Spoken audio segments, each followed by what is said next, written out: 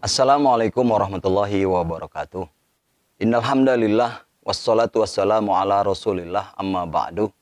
Sahabat bonsai, dimanapun berada, saya doakan selalu dalam keadaan sehat walafiat, tidak kurang suatu apapun. Dan semoga Allah Subhanahu wa taala memberikan kemudahan, kelancaran rezeki, keluasan nikmat bagi sahabat-sahabat semuanya. Dan jangan lupa disyukuri. Baik sahabat bonsai dimanapun sahabat berada, kali ini saya akan mengisahkan seorang sahabat Rasulullah SAW yang bernama Sya'ban.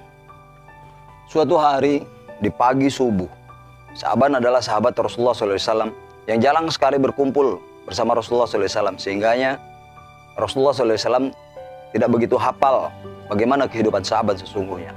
Dan tetapi beliau akrab dengan Sya'ban hanya di waktu di masjid. Sebab setiap habis sholat Sya'ban selalu pulang. Dan kali ini sahabat Rasulullah SAW ini tidak ada sholat subuh. Biasanya Sya'ban itu sholat subuh paling pojok. Dan selalu sudah ada duluan sebelum Rasulullah SAW ada. Maka ketika itu sholat subuh ini Sya'ban nggak ada. Kemana dia? Hebat ya. Kita belajar dari kisah ini. Lalu Rasulullah SAW selesai sholat bertanya pada para sahabat. Kalian ada yang tahu nggak Sya'ban kemana? Kok dia nggak berangkat? Maka para sahabat ada yang menjawab, kami tidak melihatnya Rasul, dan kami tidak tahu, apa mungkin ketiduran dan lain sebagainya. Rasul tidak percaya, tidak mungkin Sya'ban ketiduran. Belum pernah Sya'ban itu telat sholat subuh. Dia selalu ada, selalu datang lebih dulu daripada kita. Kata Rasul, ya sudah, siapa yang tahu rumahnya Sya'ban? Kita ke sana. Maka salah seorang sahabat Rasul ngacung, saya Rasul, saya tahu rumahnya Sya'ban. Tapi jauh Rasul, melewati padang pasir. Rasul bertanya, berapa jauhnya? 3 mil kurang lebih. Atau sekitar 2 kilo sahabat. Sudah kita berangkat. Kita pengen tahu nih apa. Kejadian apa yang sama Sya'ban kok tumben-tumbennya nggak sholat subuh. Nggak sholat subuh di masjid. Maka seketika berangkat Rasul dan diikuti para sahabat yang lain. Biasa Abu Bakar ikut. Umar ikut. Ali ikut. Berangkatlah mereka. Jauh sekali, 3 mil wahai saudaraku. Kurang lebih perjalanan 1 jam. Maka para sahabat dan Rasulullah SAW sampailah di rumah Sya'ban. Mereka mengucapkan salam dengan istrinya. Assalamualaikum. Waalaikumsalam warahmatullahi wabarakatuh. Dijawab oleh istrinya. Maka Rasul bertanya, Sya'ban di mana? Kok dia nggak sholat subuh? Istrinya menjawab, tapi dalam keadaan sambil menangis menunduk. Wahai baginda Rasul, suamiku sudah meninggal tadi malam dan jenazahnya sudah dikuburkan. Rasulullah SAW sedih, nangis. Sahabatnya meninggal tidak tahu. Lalu istrinya bertanya pada Rasul, wahai Rasul, ada yang mengganjal dalam hatiku. Apa katakanlah? Rasulullah mendesak. Waktu sakaratul maut suamiku mengatakan, kenapa tidak lebih jauh? Waktu sakaratul maut datang, kemudian dia mengucapkan juga, kenapa tidak yang bagus?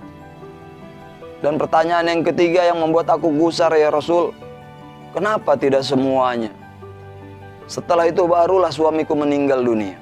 Maka wahai Rasul, terangkanlah padaku, ini membuat aku gelisah ditinggal suamiku. Maka seketika seperti halnya ketika beliau mendengar atau datangnya malaikat Jibril memberikan wahyu, maka Rasulullah terdiam. Tidak beberapa lama Rasulullah baru mengatakan sambil tersenyum, berbahagialah wahai istri Sya'ban. Sesungguhnya suamimu dalam keadaan bahagia saat ini.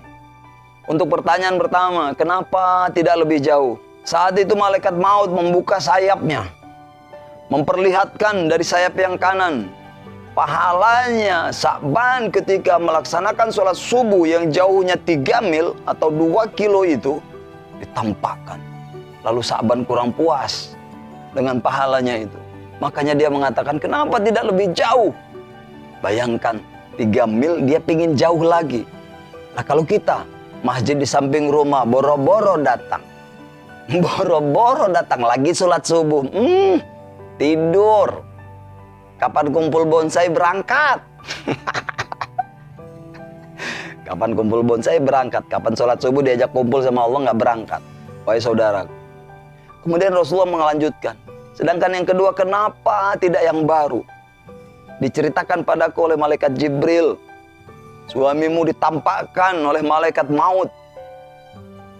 Waktu itu Sa'ban berangkat pagi hari, dingin, cuacanya dingin sekali. Dia menggunakan baju baru di dalamnya, kemudian ditumpuk dengan jaket yang sudah lama. Di perjalanan ketemu orang yang sedang kedinginan. Orang sedang kedinginan, wahai saudaraku. Maka Sa'ban membantunya, jaketnya dibukanya. Kemudian diberikan sama fakir miskin ini yang sedang kedinginan dan diajaknya sholat subuh. Maka mereka berdua berangkat sholat subuh dengan menggunakan jaketnya Sa'ban. Lalu Sa'ban diperlihatkan, kenapa tidak yang baru? Nah, wahai saudaraku, yang baru ada di dalam, yang lama dipakai di luar. Maka Sa'ban menyesal ketika dilihatkan pahalanya ternyata lebih bagus pahalanya jika dia memberikan yang terbaru. Kemudian yang ketiga, wahai istri Sa'ban, Sa'ban diperlihatkan, malaikat Jibril mengisahkan kepadaku, suatu hari ketika Sa'ban berangkat ke pasar untuk membeli makanan buat kalian.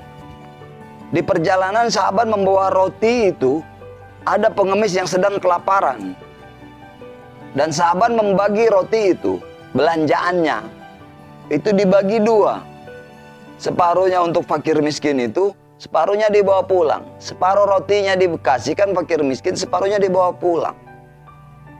Maka diperlihatkan oleh malaikat, sebelah kanan sayapnya dibuka, andaikan belanjaan itu, makanan itu diberikannya semua kepada fakir miskin itu, maka pahalanya lebih besar dari yang pertama dia lakukan. Bayangkan saudaraku, kalau kita keluar dua sangke, satu sangkenya aja diberikan kita dapat pahala. Apalagi kalau semuanya akan lebih baik. Wahai saudaraku, pelajaran ini lebih penting. Pertama, sholatlah di masjid sejauh apapun. Bayangkan kita kalau cari bonggol, cari dongkel bahan bonsai, jauh kan? Naik turun gunung kan? Capek kan? Kira-kira kalau kita sholat 5 waktu ke masjid nggak? Bayangkan kalau kita kumpul bonsai sama teman-teman kita, sampai malam sekali. Bahkan nyaris pagi, kira-kira kita sholat subuh di mana? Bayangkan saudaraku, hal yang terbaik yang kita punya adalah amal soleh. Bukan bonsai yang terbaik, bukan. Amal soleh. Kemudian saudaraku, makanan, lagi-lagi makan. Berikan yang terbaik. Berikan, nanti Allah akan menggantinya semua. Ini kisah inspiratif buat kita. Dunia sementara, main bonsai sementara, semuanya sementara. Yang tidak sementara dan akan lama adalah amal perbuatan kita. Apa yang kita kerjakan buat saudara-saudara kita, buat teman-teman kita, buat orang-orang yang kita cintai. Wahai saudaraku, sholatlah di masjid. Sholatlah. Lagi pameran ya berhentilah sholat. Lagi pameran bonsai ya berhentilah dulu. Lagi azan ya berhentilah dulu. Yuk ke masjid. Lagi dongkel-dongkel segala macam. Kalau kita mau dongkelnya semangat, sholatnya harus lebih semangat. Ini nasihat buat saya pribadi. Para master, saya minta maaf jika ada tutur kata saya salah.